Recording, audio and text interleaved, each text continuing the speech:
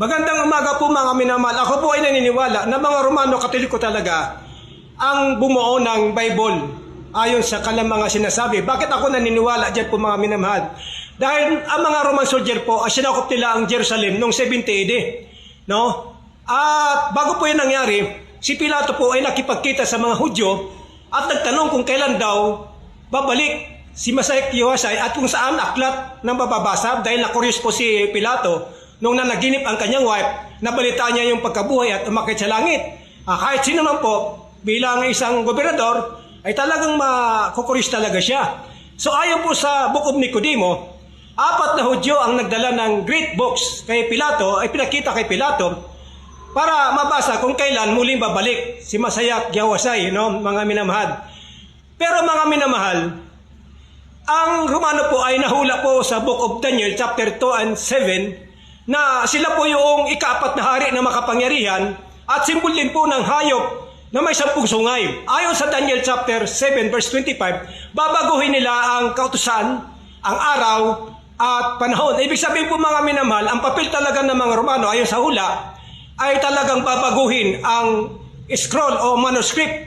No, yung katotohanan nandiyan ay babaguhin nila po yan at sila po ay magkakaroon po ng dagdag bawas po mga minamahal. So, anong patunay po na nagkaroon po ng dagdag bawas po mga minamahal? Ayon po sa hula. Alam niyo po mga minamahal, ang hula sa Old Testament po ay 100% nangyari. Tulad ni Judas Iscariote na hula sa Old Testament. Kung ano yung maging papel niya at nangyari po 100%. No, yung naging papel niya sa New Testament mga minamahal. So mga minamahal, ang una po na pinago po ng mga Romano, ang oras at panahon. Diyan po sa Bible ng mga Romano po, ang nakalagay po sa Genesis chapter 1, verse 5 and 8, ay nagkahapon at nagkaumaga. Ibig sabihin po ay sunrise to sunrise, ang computation ng oras ng creation. At ito po ay muugnay po sa Greek calendar.